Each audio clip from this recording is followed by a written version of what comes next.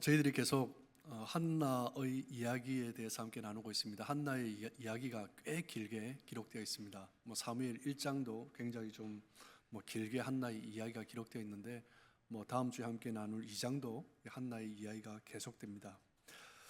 한나에게는 남편 엘가나가 있었죠. 그 남편 엘가나는 두 명의 아내가 있었는데 브닌나와 한나.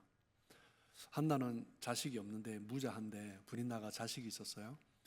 이것으로 말미암아 한나의 약점이죠. 브닌나가 한나를 괴롭히고 격분케 했습니다. 한나는 그 고통을, 그 아픔을 가지고 사람 앞에 나아가서 복수하거나 원망하거나 불평하지 아니하고 그 아픈 마음을 가지고 하나님 앞에 나아갔습니다. 1장 10절을 보시면 한나가 마음이 괴로워서 여호와께 기도하고 통곡하며, 12절에 보시면 그가 여호와 앞에 오래 기도하는 동안에 한나는 자신의 그 아픔을 가지고 사람이 아니라 하나님 앞에 나아가서 통곡하고 기도하고, 그리고 오랜 시간을 기도하면서 엎드렸습니다. 하나님께 자신의 고난으로 말미암아 몰입하는 기도를 한 거죠. 원통하고 억울했지만 하나님 앞에 기도하는 동안 한나의 기도가 깊어졌고, 그러면서 하나님의 마음을 깨닫기 시작했습니다. 사람과 싸우는 것이 아니라, 물론 사람이 공격했지만, 나를 격분시켰지만, 그렇다고 사람과 싸우는 것이 아니라 하나님 앞에 나아가 기도했을 때 한나의 삶에, 그녀의 삶에 새로운 변화가 일어나기 시작했죠. 한나는 아들을 주시면 평생에 하나님만을 섬기는 자로 드리겠다라고 서운 기도를 합니다. 그 기도하고 있을 때 한나가 오랫동안 기도하고 울고 통곡하며 그렇게 계속 기도하는 모습을 보고, 또 입술만 또 움직이면서 기도할 때 그때 엘리 제사장이 보고 오해를 했죠. 술 취했느냐라고 오해를 했습니다. 한나의 말을 들은 엘리 제사장은 오해를 곧 풀게 되고 그녀를 축복합니다. 17절 말씀을 보시면 평안히 가라, 이스라엘의 하나님이 내가 기도하여 구한 것을 허락하시기를 원하노라. 너의 기도가 이루어지기를 원하노라. 하나님이 허락하시기를 원하노라. 어떻게 보면 제사장이 할 수 있는 지극히 평범한 축복이었습니다. 그런데 한나는 이 축복을 정말 믿음으로 받았어요. 18절에 보시면 당신의 여종이 당신께 은혜를 입기를 원하나이다 하고, 그리고 집으로 다시 돌아가서 그동안 기도하는 동안 금식을 했나 봐요. 다시 먹으면서 얼굴에 다시 근심빛이 없이 기쁨으로 삶을 회복했습니다. 엘리 제사장의 축복의 내용은 어떻게 보면 지극히 평범한 것이지만, 한나는 그 평범한 말이라 할지라도 그 말을 가슴 깊이 받고 마음에 새기면서 그 하나님의 응답이라고 확신하며 기쁨으로 나아갔던 것입니다. 하나님께서는 한나의 그 기도를 들으시고 그 고통을 기억하시고 그 기도 가운데 함께하여 주셔서 은혜를 베푸셔서 임신하게 하셨어요. 그리고 마침내 사무엘이라는 아이를 낳았습니다. 우리가 축복할 때 요 앞에서 중간에서 왔다 갔다 하던 애가 사무엘인데, 사무엘이라는 아이를 하나님이 주셨습니다. 1장 20절 말씀을 보시면 한나가 임신하고 때가 이름에 아들을 낳아 사무엘이라 이름하였으니 이는 내가 여호와께 그를 구하였다 함이더라. 사무엘의 출생은 엘가나의 집에 큰 경사였습니다. 그런데 저자는 사무엘의 출생의 이야기를 굉장히 짧게, 한 절도 되지 않게 한 절 겨우 이렇게 기록했습니다. 사무엘서를 시작하면서 많은 부분을 그냥 한나의 이야기가 주가 되고 있죠. 사무엘의 출생이 아니라 그 과정이 어떻게 이루어져 왔는가, 그 이유는 어땠는가, 한나의 이야기에 초점을 두고 있습니다. 즉 오늘 성경이 이야기하는 것은 뭐예요? 결과가 아니라 과정이 더 중요하다라는 것을 말해주고 싶은 거죠. 사무엘 출생 사건에 있어서 중요한 것은 무엇입니까? 그 이름의 뜻에 보면 그 핵심이 기록되어 있습니다. 사무엘의 이름의 뜻은 무엇입니까? 하나님께서 들으시다 라는 것이 사무엘이라는 이름의 뜻입니다.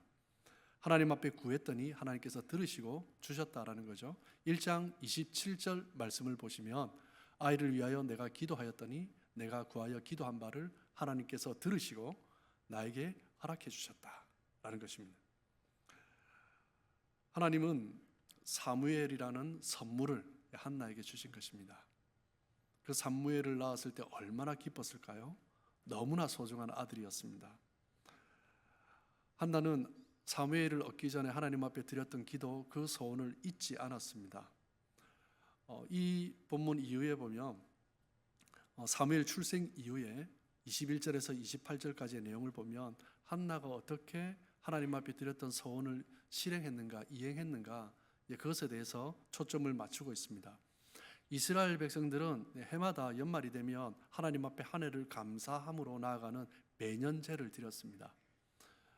그러면서 온 가족이 함께 하나님 앞에 나아가 한 해를 돌아보며 감사하며 제사를 드렸죠. 그리고 그때 제사를 드리면서 하나님 앞에 결단한 것, 기도한 것, 일단 돌아보면서 다시 한번 확증하는 서원제를 함께 드렸습니다. 사무엘을 출산한 이후에 그 해 매년제를, 서원제를 드리러 올라갈 때 한나는 올라가지 않고 수유하겠다며 남편 엘가나의 허락을 구했습니다. 당시 이스라엘 백성들 가운데 하나님 앞에 서원한 것은 지켜야 됐죠. 그런데 지키지 않아도 되는 경우가 있습니다. 언제냐면 여인이 하나님 앞에 서원해서 기도했는데 남편이 그것을 취소를 시킬 수가 있었습니다. 여인이 하나님 앞에 서원했다 할지라도 남편이 동의하지 않으면 그 서원의 효력은 없어지는 것입니다. 민수기 30장에 보면 그 남편의 역할에 대해서, 여인이 서원했을 때 그 남편의 역할에 대해서 기록을 하고 있습니다. 한나가 서원을 했지만 그 서원을 지키기 위해서는 남편의 동의와 허락이 있어야 했던 것입니다. 사무엘상 1장 23절을 보시면 그의 남편 엘가나가 그에게 이르되 그대의 소견에 좋은 대로 하여 그를 젖대기까지 기다리라. 엘가나는 동의한 거죠. 아이 사무엘을 하나님 앞에 나신으로 드릴 때까지 그렇게 해도 된다라고 동의를 한 것입니다. 허락을 해준 거죠. 그래서 한나는 젖될 때까지 자기 품에서 아이를 키웁니다. 젖을 뗄 때 즈음에 더 이상 사무엘을 자기 품속에 끼고 살 나의 자녀다라고 생각하지 않고 하나님께서 주신 선물인데 그 선물을 다시 하나님께 나실인으로 드리게 되었습니다. 1장 23절 말씀을 보시면 정말 핵심적인 단어가 있죠. 그대의 소견에 좋은 대로 하여. 지금 이 시대가 사사시대입니다. 사사기 말씀에 보면 정말 반복되는 구절이 있습니다. 무엇입니까? 자기 소견에 옳은 대로, 자기 소견에 옳은 대로. 자기가 원하는 대로 한 거예요. 그런데 자기 소견대로 옳은 대로 행하는 이 시대에 한나가 하는 소견은 무엇입니까? 하나님의 뜻입니다. 내 소견이 아니라 하나님께서 주신 뜻을 품은 것입니다. 남편 엘가나는 한나가 원하는 대로 집에 남아 아기 사무엘을 젖될 때까지 수유한 이후에 그 위에 하나님 앞에 드리도록 허락을 했습니다. 모든 사람이 자기 원하는 대로 행하고 있는 이 시대에 하나님의 뜻대로 행하는 그 엘가나와 한나, 정말 좋은 신실한 부부는 어떤 영적인 어두움 상황 가운데서도 세워져 있다라는 것을 하나님께서 다시 한번 보여주시는 것입니다. 사무엘상 1장 22절에서 24절까지를 보시면 좀 반복되는 단어가 있어요. 이게 뭐냐면 젖을 떼다라는 것입니다. 4번 반복되고 있는데 지금도 마찬가지지만 지금 아이들 수유하는 것을 보면 요즘은 그렇게 오래 하지 않죠. 몇 개월, 길어봐야 1년 이런데 3개월, 6개월, 1년, 어떤 경우는 좀 2, 3년 하는 경우도 있습니다. 그런데 저희 어릴 때 보면 제가 얘기를 들어보면 어떤 아이는 2년, 3년 수유하고 어떤 아이는 5살 때도 여전히 그 수유를 하고 있는 이야기도 들었습니다. 그렇다면 질문, 한나는 언제 젖을 뗐을까요? 1장 24절을 보면 마지막 부분에 뭐라고 되어 있습니까? 실로 여호와의 집에 나아갔는데 아이가 어리더라. 어리더라라는 것을 강조하고 있습니다. 한나의 결단이 얼마나 신속했는가, 그것을 이야기해 주는 거죠. 이 소중한 아이, 내가 젖을 떼면 하나님 앞에 나실인으로 바쳐야 되는데 그냥 3개월, 6개월이 아니라 1년, 2년, 3년, 4년, 5년 더 젖먹이고 싶지 않겠습니까? 아이가 계속 젖을 달라는 거예요. 엄마가 떼지 않으면 아이는 계속 젖을 달라 하잖아요. 이 아이가 이제 젖을 떼면 내 품에서 떠나야 하는데 이것을 어떻게 뗄 수 있겠습니까? 근데 한나는 어떻게 했어요? 아이가 어리더라. 여전히 젖을 구하고 있는 그 아이이지만 한나는 자신의 결단이, 서원이 정말 흐려지지 아니하도록 결단한 것입니다. 하나님께서 나에게 주신 이 선물이 오히려 나에게 화가 되지 않도록 과감하게 이 선물을 끊는 것입니다. 여전히 사무엘이 어리지만, 여전히 젖을 구하는 어린 아이지만 하나님께 드리는 것입니다. 1장 24절을 다시 한번 보시면, 젖을 뗀 후에 사무엘을 데리고 올라갈 새 수소 3마리와 밀가루 1에바와 포도주 1가죽부대를 가지고 실로 여호와의 집에 나아갔는데, 정말 풍성한 재물을 가지고 하나님 앞에 나아갔습니다. 사무엘을 드리는 것도 큰 선물인데 자신이 할 수 있는 모든 힘을 다해서, 내가 할 수 있는 최선을 다해서 함께 아이를 드리면서 서원제를 함께 드리는 것입니다. 아이를 떼어놓는 것도 힘들 텐데 나의 마음보다는 하나님께서 기뻐하시도록, 하나님께서 기쁨으로 훈련하시도록 나의 최선을 다하는 것입니다. 사무엘을 하나님께 드리는 한나가 또한 엘리 제사장 앞에서 고백을 합니다. 26절부터 28절까지 기록이 되어 있는데요, 그 고백을 보면 한나가 먼저 자신의 과거를 회상합니다. 자신이 아프고 힘들 때 하나님 앞에 나와서 기도했죠. 그때 자신의 삶을 보면 너무나 미래가 없는, 정말 가련한 여인, 참담한 여인, 소망이 없는 그런 여인이었습니다. 그 고난 때문에 하나님 앞에 나와서 기도했습니다. 그런데 그 자리에서 하나님께서 하나님의 뜻을 보여주셨고, 그러면서 하나님께서 원하시는 그 뜻 가운데 내가 할 것은 무엇인가, 이것을 기도하면서 사무엘을 드리기로 결단한 거죠. 하나님 앞에 나와 기도했을 때 자식이 없어서 소망이 없던 여인에서 이 여인의 삶이 바뀐 거죠. 어떻게 해요? 이스라엘의 소망이 되는 생명을 낳는 어미로 바뀐 것입니다. 그 기도의 자리가 한나를 그렇게 바꾼 것입니다. 한나의 위치를, 한나의 역할을 바꾼 거죠. 우리가 신앙생활을 하면서 우리 또한 기도하면서 많은 결단을 합니다. 하나님 앞에 또 약속을 합니다. 어려움이 닥치면, 문제가 생기면 어떤 분들이 그렇게 기도를 합니다. 하나님, 내가 이렇게 한번 해볼 테니까 해주십시오. 하나님 앞에 공약을 남발합니다. 조건을 내거는 거죠. 그런데 기도를 하고 난 이후에 시간이 지나면서 많은 사람들이 기도했던 내용을 잊어버립니다. 하나님 앞에서 조건을 내걸면서 기도하는 그런 기도를 하지 않는 것이 더 좋겠지만, 만약에 하나님 내가 이렇게 한번 하겠습니다, 해주십시오 라고 했다면, 하나님께 약속한 것이라면 순종하는 태도를 가지는 것은 우리의 신앙에서 너무나 중요한 것입니다. 한나가 하나님께 약속을 한 이후에 젖을 뗄 때가 되었을 때, 아니요 조금 더 이르게 한나는 자신의 소원을 지키며 아이를 하나님 앞에 드렸습니다.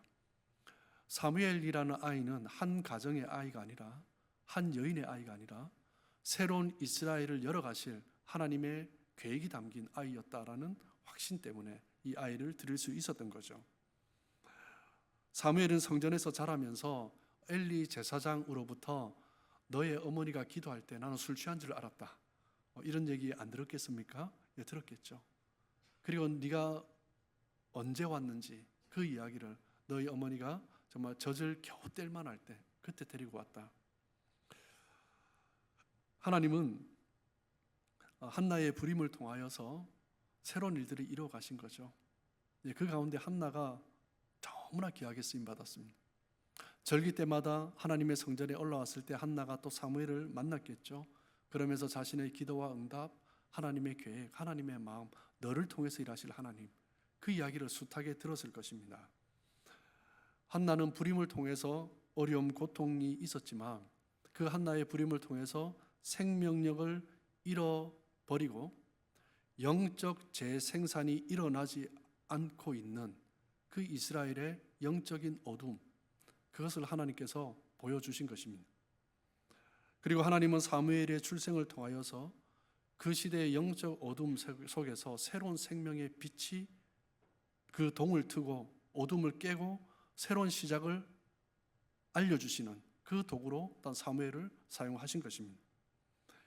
영적으로 어둡고 혼란한 사사 시대, 이 시대에 발견할 수 있는 가장 큰 문제점은 무엇이냐면 자기 세계관에 옳은데도 행했지만 그보다 더 큰 문제는 무엇이냐면요, 영적인 대가 끊겨가는 것입니다. 영적 재생산이 일어나지 않는다라는 것은 그 시대에 더 이상 소망이 없다라는 거예요. 미래에 소망이 없다라는 것입니다. 영적으로 어둡다라는 의미에서 가장 핵심적인 부분은 무엇이냐면 영적인 대가 끊겼다라는 것입니다. 사사시대는 영적으로 혼란한 시대였습니다. 그 이유를 성경은 이야기를 하는데 사사기 2장 10절 말씀을 보시면 그 세대의 사람도 다 그 조상들에게 돌아갔고 그 후에 일어난 다른 세대는 여호와를 알지 못하며 여호와께서 이스라엘을 위하여 행하신 일도 알지 못하였더라. 새로운 세대가 반복해서 일어나는데 하나님이 행하신 일들을 알지를 못했습니다. 하나님은 고통 가운데 부르짖는 그 백성들을 위해서 믿음의 사람 사사를 세워주셨습니다. 그런데 그 믿음 가운데 백성들이 다시 하나님 앞에 그 믿음을 붙들고 주신 그 믿음, 그 은혜, 그것을 간직하지 못한 것입니다. 그것뿐만 아니라 그것을 다음 세대에 전수하지 못한 거죠. 그렇기 때문에 사사시대가 그렇게 영적으로 어두웠던 것입니다. 부흥은 한 세대로 끝나면 안 되고 다음 세대로 이어져야 합니다.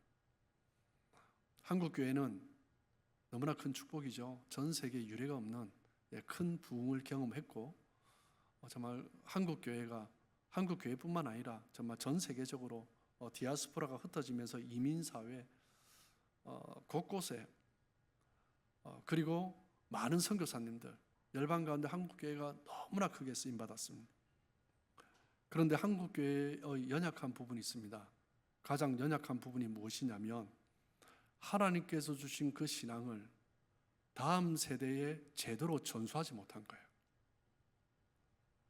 우리가 경험한 하나님을 전수를 하는데 희미하게 전수하는 것입니다.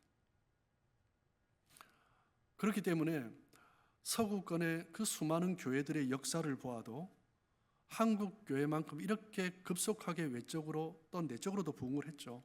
그렇게 번성하고 부흥했는데 다음 세대로 넘어가는 과정에서 이렇게 급격하게 신앙이 희석되어 버리는 그런 역사가 없습니다. 어떻게 보면 한국 교회의 아픔입니다. 서구권의 교회들보다도 더 빨리 영적인 대가 끊겨가고 있습니다. 한인 이민 교회들은 훨씬 더 빨리 영적인 대가 끊겨가고 있습니다. 여러분, 나 혼자 열심히 뛰어가면 안 됩니다. 아무리 열심히 뛰어도 우리는 금방 지치죠. 뛸 수 없을 때가 있습니다. 그때 이 믿음의 바통을 전달해 줘야 돼요. 이 받을 사람이 있어야 됩니다. 받을 사람이 없이 쓸쓸하게 혼자 쓰러진다면 실패한 거죠. 사사 시대의 가장 큰 실패는 무엇이냐면 영적 계승의 실패였습니다. 부흥이 일어났을 때 한 세대가 그것을 누리고 끝내면 안 됩니다. 내가 부흥을 누렸다면 다음 세대로 전달해야 됩니다. 영적인 암울함에서 영적인 참담함에서 벗어날 수 있는 가장 중요하고 핵심적인 방법은 무엇이냐면 다음 세대를 일으키는 것입니다. 한 세대가 영적 부흥을 경험했는데 다음 세대가 희미해졌다면 누구 책임입니까? 앞 세대의 책임입니다. 젊은 사람들을 보면서 왜 그렇게 신앙이 없냐 말할 것이 아니라 누구의 책임입니까? 그것을 제대로 전수해 주지 못한 기성세대의 책임인 것입니다. 우리는 다음 세대를 향한 영적 계승의 책임을 가지고 있습니다. 많은 사람들이 자녀들의 교육을 위해서 이민을 갑니다. 캐나다에도 많은 사람들이 이민을 왔습니다. 1.5세, 2세들의 그 모습을 보면 여기에도 많은 분들이 자녀 교육 때문에 이민 오신 분도 꽤 많습니다. 그런데 많은 1.5세, 2세들이 점점 시간이 흘러가면서 하나님에 대한 경외심이 사라지고 예배를 소홀히 여깁니다. 예배를 소홀히 여긴다라는 것은 하나님을 소홀히 여기는 것입니다. 이 모든 책임은 누구에게 있습니까? 부모 세대에게 있습니다. 신앙의 전수는 말로만 전달되는 것이 아닙니다. 교회에 가서 예배드려야 된다, 하나님을 섬겨야 된다, 말로만 되는 것이 아닙니다. 부모의 삶을 보고 그 신앙이 전수되는 것입니다. 자녀들에게 바른 신앙을 전수하기 위해서는 내가 먼저 하나님 앞에 서야 돼요. 말로만이 아니라 이 어두운 세상 가운데 하나님께서 기뻐하시는 뜻을 이루어가겠다 신앙의 결단을 내가 지키며 나아가야 하는 것입니다. 자녀들에게 예수를 믿으라라고 말을 하지만 정작 부모의 삶 가운데서는 돈이 너무 중요하고, 부모가 대화하는 이야기를 들어보면 원망하고 불평하는 말이, 사람들을 비난하는 말을 너무나 쉽게 하고, 그런 가정에서 있다면 그 부모가 목사든 장로든 자녀들이 예수 믿는 것은 정말 쉽지 않습니다. 부모가 바른 믿음의 모범을 보이는 것이 너무나 중요합니다. 공부보다, 연봉보다 신앙이 더 중요하다고 가르칠 수 있는 그런 부모 세대가 되어야 합니다. 한국 기독교 학교 교육연구소에서 조사한 그 결과를 보면 교회 안에 있는 청소년들 중에서 교회를 떠나는 청소년들이 왜 떠나는가, 그 청소년들한테 실태를 조사를 했습니다. 가장 1위의 답이 뭐냐면 문제가 가정이었습니다. 가정에서 배우지 못한 것입니다. 부모들에게 실망한 것입니다.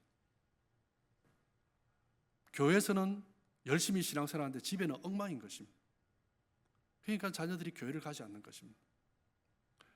우리 가정의 자녀들은 한나의 아들 사무엘처럼은 아니더라도 신앙생활을 하며 하나님 앞에 나아가는 예배자로 또 우리가 그렇게 설 수 있도록 양육하며 함께 데리고 나가야 되지 않겠습니까? 내가 신앙의 사람이라면 최소한 내 자녀는 교회는 다녀야 되지 않겠습니까? 유대인들이 2000년 동안 그 숱한 고난의 시간들을 보내고 떠돌면서 살았습니다. 그렇게 끈질기게 살아남을 수 있었던 것은 그 숱한 어려움 속에서도 어떤 사람들은 말을 하기를 유대인이 가장 뛰어난 민족이다 이렇게 말을 하는 사람도 있습니다. 어떻게 판단을 하든 간에 유대인들이 그렇게 끈질기게 이 전 세계에서도 인정받는 민족으로 살아남을 수 있었던 것은 모든 사람들이 공통적으로 이야기하는 것이 있습니다. 무엇입니까? 가정에서의 신앙교육입니다. 공회에서의 신앙교육이 아니라, 랍비에게 맡겨진 신앙교육이 아니라 가정에서의 신앙교육입니다. 가정에서의 신앙교육은 유대 민족을 지켜주는 울타리였습니다. 가정에서의 신앙교육이 이스라엘 그 가정, 그 국가를 지켜주는 방패였습니다. 다른 것이 아니라 가정이었습니다. 부모가 자녀에게 물려주고 싶은 것들이 있습니다. 무엇이 중요한 것입니까? 최고의 선물은 믿음입니다. 최고의 선물은 가정 안에서의 믿음의 생활입니다. 사무엘상 초반에 한나의 이야기, 엘가나와 한나 가정 이야기가 1장에서 2장까지 쭉 이야기가 연결되고 있습니다. 그리고 2장 중반 이후부터 한 가정의 이야기가 더 나옵니다. 누구의 가정이에요? 엘리 제사장의 가정입니다. 엘리 제사장에는 두 아들 홈니와 비느하스가 있었습니다. 홈니와 비느하스가 불량자가 되어서 그렇게 속썩일 때도 보면 어머니에 대한 언급이 없습니다. 사무엘은 기도하는 어머니가 있었습니다. 한나가 있었습니다. 위대한 사람 주변에는 항상 누가 있다고요? 위대한 어머니가 있습니다. 모세에게는 요게벳이 있었습니다. 디모데에게는 유니게가 있었습니다. 웨슬레에게는 어머니 수산나가 있었습니다. 전직 우리가 존경하는 대통령 링컨 대통령은 어머니 낸시가 있었습니다. 링컨 대통령의 자서전에 보면 이런 기록이 있습니다. 나의 오늘은, 그리고 나의 희망과 내가 가지고 있는 이 모든 것은 천사와 같은 나의 어머니가 나에게 준 선물이다 라고 고백을 합니다. 어머니에게서 받은 거예요. 어머니의 기도와 어머니의 사랑과 어머니의 헌신을 통해서 그 모든 것을 받은 것입니다. 사람이 나이가 들었을 때 당신이 가장 오랫동안 기억했던 말이 무엇이냐? 라고 물었을 때 가장 많이 나오는 것이 무엇입니까? 어머니와 주고받았던 대화. 당신이 가장 기억하는 노래가 어떤 노래냐? 어머니를 통해서 들었던 노래입니다. 여러분은 자녀들에게 어떤 어머니가 되고 싶습니까? 어머니 여러분, 어머니 자신이 자녀에게 최고의 선물이 되고 싶지 않습니까? 어머니가 자녀를 위해 기도한다면 우리 자녀들은 바른 믿음 위에 서게 될 것입니다. 자녀에게 최고의 선물이 되는 어머니 되시길 축복합니다. 혹시 오늘 설교를 들으면서 오늘 설교는 어머니의 기도, 어머니에게 주시는 메시지구나, 우리 어머니가 내 마누라가 잘해야 될 텐데, 이렇게 생각하시면 안 됩니다. 혹시 그렇게 생각하시는 분이 있다면 회개하셔야 됩니다. 에베소서 6장 4절 말씀을 보시면, 또 아비들아 너희 자녀를 노엽게 하지 말고 오직 주의 교훈과 훈계로 양육하며. 사도 바울은 자녀 교육의 책임을 먼저 아비에게 두고 있습니다. 아내에게 떠넘기지 말라라는 거예요. 어떤 이유로도 자녀 교육, 신앙 교육의 책임은 아내에게 떠넘겨서는 안 된다라고 말을 합니다. 우리가 함께 읽은 사무엘상 1장에 보아도 1장 23절을 보시면 엘가나가 한나에게 말을 할 때 뭐라고 해요? 오직 여호와께서 그의 말씀대로 이루시기를 원하노라. 이 사무엘의 아비 엘가나 또한 하나님의 말씀을 따라 살아간 사람인 것을 우리는 볼 수가 있습니다. 아버지의 역할은 무엇입니까? 자신이 먼저 하나님의 말씀을 따라 살아가는 거예요. 그리고 자녀들에게 주의 교훈과 훈계로 하나님의 말씀으로 양육하는 것입니다. 여러분, 부모가 언제까지 자녀를 책임질 수 있겠습니까? 이 시대를 살아가면서 부모가 자녀를 양육하면서 얼마나 한계를 많이 느낍니까? 제가 전도사 때 한 25살 때로 기억합니다. 수예배 때 설교하는데 자녀를 위해서 이렇게 양육해야 됩니다 라고 설교했더니, 설교 마치고 난 다음에 한 권사님이 전도사님, 자식은 마음대로 되는 게 아니에요 라고 하시더라고요. 20대 중반의 총각 전도사가 자녀 교육 이렇게 해야 된다고 설교했으니 얼마나 가짜 놨겠습니까? 정말 자녀 교육은 쉽지 않습니다. 그렇기 때문에 우리는 하나님 앞에 기도해야 되고 하나님의 말씀으로 양육해야 됩니다. 자녀는 누가 책임집니까? 부모가 책임질 수 있는 것이 아닙니다. 그러면 이 책임을 누구에게 맡겨야 돼요? 하나님께 맡겨야 됩니다. 하나님께 맡긴다는 것은 하나님께 기도하는 것입니다. 우리 자녀를 이렇게 양육해 주십시오. 우리 자녀가 하나님의 말씀대로 바로 설 수 있도록 아비가 그 주의 교훈과 훈계로 양육하는 것입니다. 어미된 여러분, 하나님의 뜻 안에서 하나님의 뜻을 이루어가는 기도로 자녀를 양육하시길 주님의 이름으로 축복합니다. 아비된 성도 여러분, 자녀를, 아들, 딸을 주의 교훈과 훈계로 하나님의 말씀으로 양육하시길 주님의 이름으로 축복합니다. 그렇게 될 때 영적 개성이 아름답게 이루어지는 가정이 될 것입니다. 여러분의 가정이 모두가 영적 개성이 아름답게 이루어지는 가정 되길 축복합니다. 다음 세대가 끊기는 것은 미래가 끊기는 것입니다. 다음 세대의 영적 개성이 끊기는 것은 다음 세대에 대한 영적 미래가 소망이 없는 것입니다. 우리 부모 세대들이 다음 세대를 위해서 영적으로 헌신하며 나아간다면 자녀 세대 가운데 하나님께서 새로운 일들을 이루어 가시고 구름대와 같이 하나님의 사람들을 세워주실 것입니다. 또 우리 빌라델비아 교회가 다음 세대를 세워가는 소망이 있는 교회, 그렇게 쓰임받을 때 수많은 영혼들이 주께로 돌이키는 그런 역사가 일어날 줄 믿습니다. 우리 빌라델비아 교회를 생각하면 다음 세대가 소망이 있는 교회, 다음 세대의 신앙을 이어가는 교회, 정말 그런 교회라는 인식이 되기를 간절히 소망하고 축복합니다.